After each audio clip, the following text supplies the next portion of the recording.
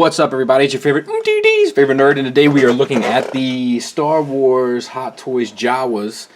This is a 2-pack. This is on loan to me from someone who shall remain nameless. He doesn't want to be named, but he sent me this along with one other one that we're going to look at on Thursday.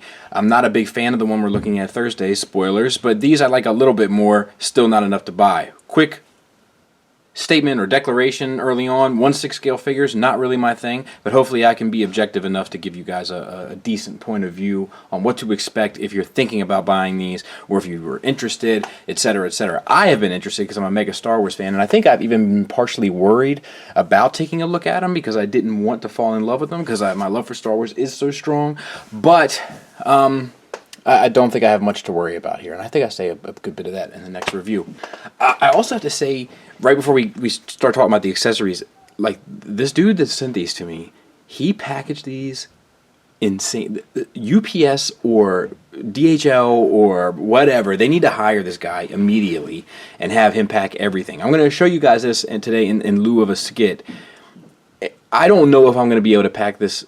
I think I've already messed it up, but I don't know if I'm going to be able to pack this as well as it was initially sent to me. But just to give you an idea, like, this guy is on his details. So he has some bubble wrap on top. Now, I've put this back together. It was much better when I initially got it. Then there's the paper around the sides. There's also bubble stuff around the sides. And then there's folded up bubble pieces to keep tension between the boxes that the Hot Toys stuff is in and the side of the box, all around, all four corners. This man knows how to pack a box, so to speak. So they come with hands. They're all interchangeable amongst the two. They're the same sort of connections and stuff. But what we have here are a variety of different holding hands. We'll talk about what they hold here in a second. Actually, we'll go ahead and do that now. So we can't talk about all of it, but we'll talk about some of it because we got to save some for later. But he does come with this blaster, and the finger will. There's a number of different hands you can use for this, but this is one. My baby has got an attitude problem today. You hear the brattiness? Hold on, I gotta go chin check that real quick. Hold on. Every now and then you gotta put your big dad pants on and take care of that. My wife is a bit of a pushover, and she spoils them, and that's part of the problem. That's just between you and me. Don't tell anyone. So, this gun, he can hold it in this hand. He can also hold it in this hand, and that's a much better fit for the finger, but it is a bit looser. Not the biggest pain in the world, but something worth noting. There's also dry brushing silver throughout. It is haphazardly done.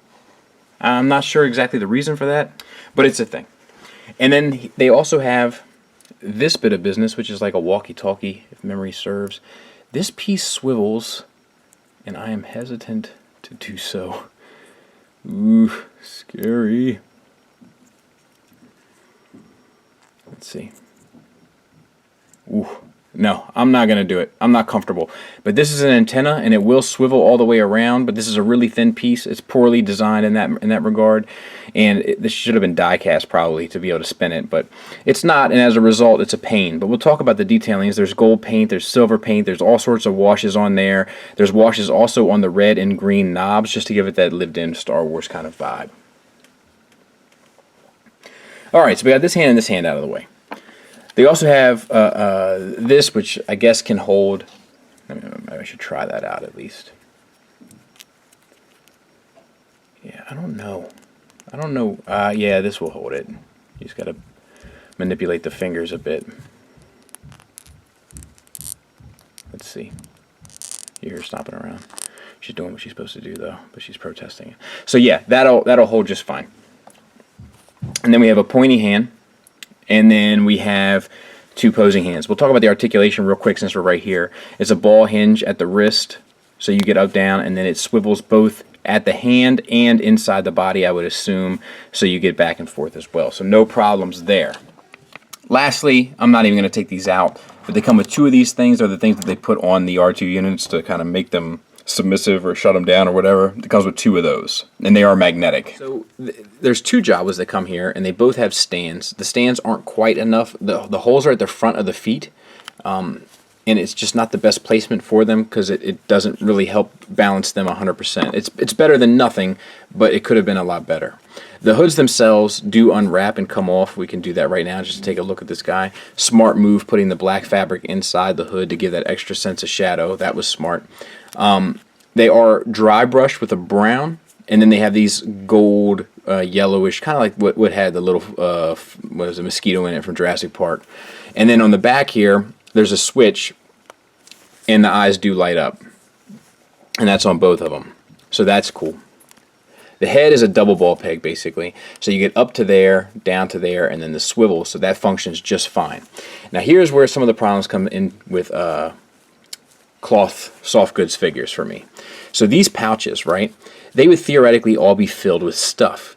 And they're great materials. Like, it looks like this faux leather, and then it's all dry brushed. It looks worn, and the little clasp are done. That one got out of control, didn't it? But for the rest of them, it's done pretty well. Once again, more leather down here where the buckles are all gold. It all looks good. Same on this side.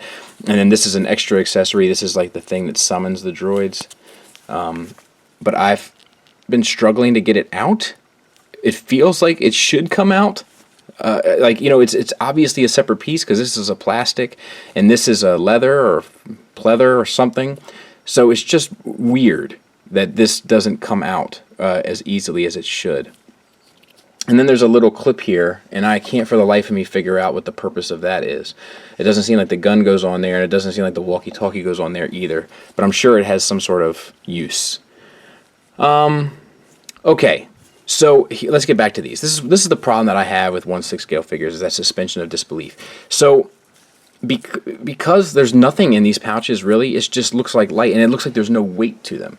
Like, theoretically, they should be pulling down like that because they would all be filled with, you know, little trinkets and such. But since they're just filled with air and it's a lightweight material anyway, it just doesn't get that realistic feel, and it starts to feel dollish to me. That's just a subjective thing for me, but the fact that this doesn't hold down on the figure, I think is subjective. I mean, I think is objective. Anyway, let's move on. So I'm not 100% sure what kind of shoulder joint this is, but it feels like a ball hinge connected to a ball peg inside the torso, which gets you a little bit back and forth for a butterfly, and the arm up to here, almost 90 degrees, and then there's a bicep swivel, which is a little loose, I must say. Double hinged elbow that gets you all the way. So that's perfect. No problems there. There's this little bit of like black fur. I don't remember these from the movies, but I guess I can't imagine them just throwing it in for S&Gs, so I would imagine that it's the case. And then the hand, you know, to see how you pull the hand out, so no problems there. We can talk about the hands that are on it too. We have kind of a posing hand here, and then another holding hand there for the probably for the walkie-talkie. Let's look underneath the cloaks. Keep your wits about you, gentlemen. So we have this little string here. That's a nice touch. Little rope tying up the inner cloth, which is a much softer material and has some good weight to it. So I actually like this a lot. It feels good. Not for nothing, I think I have a boxer briefs of this material. Doesn't matter. Little fun fact about me. Up in here, you can see there is a joint, and it's just at the pelvis. And I can't tell exactly what it is, but I think it's a single ball peg. Either way, you get the waist swivel out of it, and you get nothing back and forth, but you do get a little bit of nothing side to side rather, but you do get a little bit of back and forth. The hips are basically universals, so you get out to there, and then forward and back. But I would imagine, and like, I don't think that the cloaks will hinder it all that much. Let's try. No, not at all. So the thigh swivel's built into the bottom of that universal, and then a double jointed knee. And also, I feel like, which one was it? There's one of them. Maybe it's on the big one. I felt like one of them was loose also. So the feet are all black and then dry brush brown, much like the head, and they are on the same type of disc hinge joint. But they're a little tight, but they do have the rocker, and then you should be able to twist the joint, but I can't get it. There we go. And that will give you an ankle tilt up to there and down to there. So that all works fine. And for the bigger one, it's much the same type of head situation and the same electronics in the back. So that all works fairly well. Same type of hood. And then same problem with the straps here. Same detailings though, and they do look great. This one does have an additional vest on top, which is cool. Gives it a little variety to your shelf. I dig that. It also has this, which is nice because this actually does have some weight to it because it's like a solid plastic, and it has this heavy wash on it, some decent sculpt work done down there with the star and the circle and all that kind of stuff. Very cool. And this, when sitting up on his shoulder and then swinging around here, it does sit nice because it does have some weight to it. Now the other, so that, like the hard wire, so to speak, goes to this, and then it plugs back into this, which is his gun. But once again, I can't. Oh, there we go. I had some hard time getting it out, which is silly.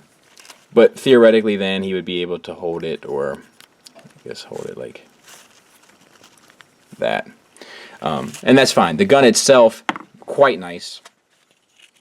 Some shading and stuff going on the wood. The silver, the dry brushing got away from them, and then all the dry brushing down here on the silver gives it that classic Star Wars look, and looks quite good. We're gonna tuck this in because it's annoying me, honestly. And then articulation is the same throughout, so the exact same thing. But I did find that loose joint, I think, and it's this.